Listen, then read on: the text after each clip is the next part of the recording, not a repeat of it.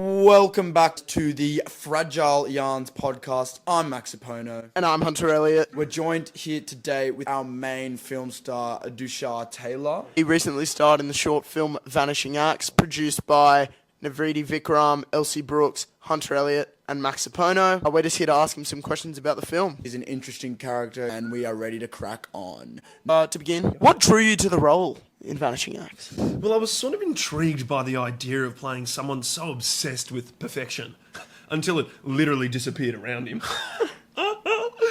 It's rare to get a role that lets you explore both absurd comedy and existential fragility at the same time. Yeah. Wow, an insightful answer. Thank you. Now, how did you prepare for the character? Did you draw inspiration from anyone? Yeah, well, there's definitely a touch of Bateman in there. The obsession with the image, the detachment. I watch a lot of characters who perform control while secretly panicking. Yeah. Look, the film has no direct dialogue, only narration. How do you feel that impacted your performance? Well, I feel like without dialogue, every movement matters. I had to let the audience into his head using only gestures, the flick of a hand, a glance in the mirror, the panic behind a smile. As the star of this film, what do you think the film is really attempting to say about, identity and materialism and our desire for possessions in contemporary society?